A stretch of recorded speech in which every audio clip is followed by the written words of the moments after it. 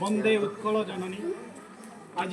पवित्र दिवस में उपस्थित थिवा स्कूल प्रधान शिक्षक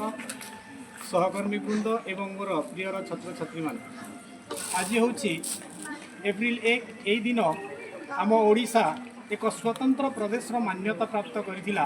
तेणुक 1936 एप्रिल 1 ठारू वर्तमान पर्यंत समग्र ओडिशा रे आमे एही दिनटी को मने रखिबा पाई प्रतिवर्ष बहु आडंबर सहित यही उत्कल दिवस को पालन करूँ। तुम्हें जानी बिले जे समस्तंकर जन्मदिन को पालन करा जाए आमे जेनटा कि बर्थडे पालन करूँ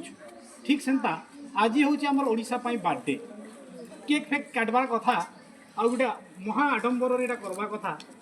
जेहेतु आम आमर जन्मदिन आम मानुछू आम जेन राज्य रोचु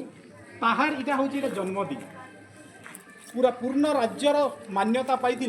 तेणुक आम मैंने गोटे आडंबर सहित आम पालन करवार कथा से जहाँ भी हो नेक्स्ट इयर मान के हेन्ता कर्मु बोलिकी मुई आमर स्कूल गोटे सजेसन दौचे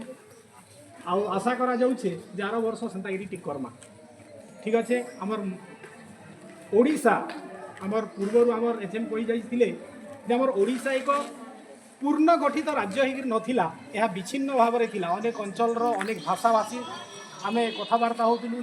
जो अंचल सहित पाखापाखि